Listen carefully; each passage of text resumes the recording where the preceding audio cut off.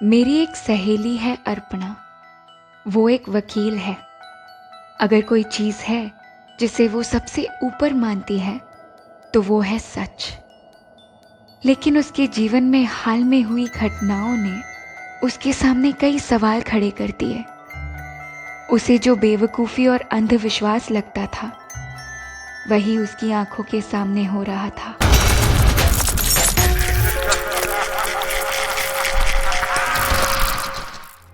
राज अर्पणा का भाई है, डॉक्टर है। वो उस रोज रात की शिफ्ट में काम कर रहा था।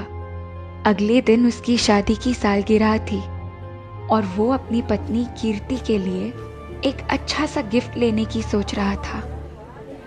अचानक नर्स भागी भागी आई और उसे एक इमरजेंसी को संभालने के लिए बुलाया। उसे बताया गया था कि उस आदमी का एक्सीडेंट हुआ था और वो बहुत ही गंभीर स्थिति में था।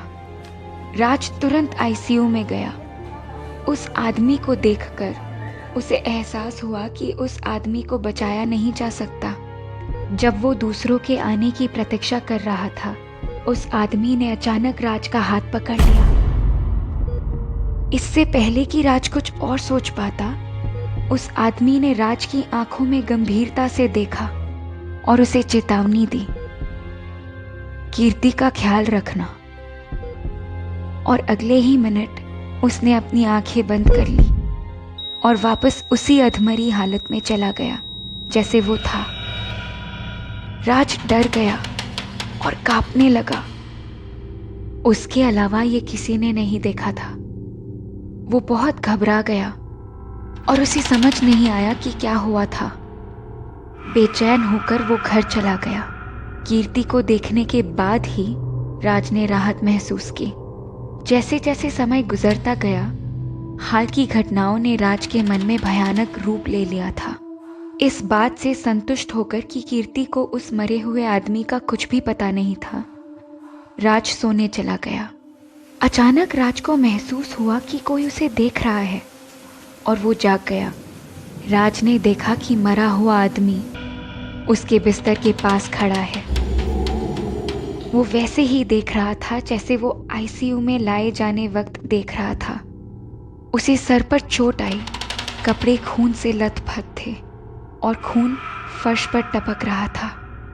राज बहुत ज्यादा डर गया था, इतना ज्यादा कि उससे सांस भी नहीं ली जा रही थी। हालांकि बाहर बारिश हो रही थी और मौसम सर्द था। राज के पसीने छूट रहे थे। वो आदमी बहुत सावधानी और बहुत भयानक ढंग से कीर्ति को घूर रहा था। राज को देखते हुए उसने उसे उसके पीछे आने के लिए इशारा किया।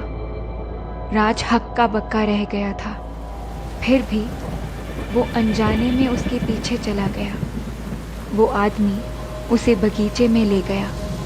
बाहर बहुत बारिश हो रही थी और बगीचा मैला और गीला था। राज ने उस आदमी का पीछा किया और उस जगह को देखा जहां वो इशारा कर रहा था।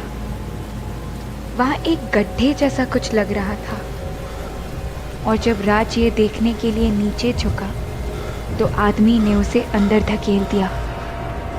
चीखते हुए राज अपनी नींद से जागा और बेड पे बैठ गया। उसने महसूस किया कि ये सिर्फ एक सपना था। अपनी बेवकूफ़ी पे राज हंसते हुए और एक लंबी सांस लेकर वो अपने बिस्तर से बाहर निकल गया। लेकिन एक बार जब उसने अपने पैरों को देखा तो वो लड़खड़ा गया और नीचे गिर गया। वो ऐसे मैले हो रहे थे जैसे राज नंगे पैर बारिश में चला हो। फिर क्या हुआ, देखिए अगले एपिसोड में। अगर आपको ये कहानी अच्छी लगी तो शेयर, लाइक और सेव कर दे और साथ ही साथ हर हफ्ते एक नई घटना सुनने के लिए मेरे अकाउंट को फॉलो कर ले।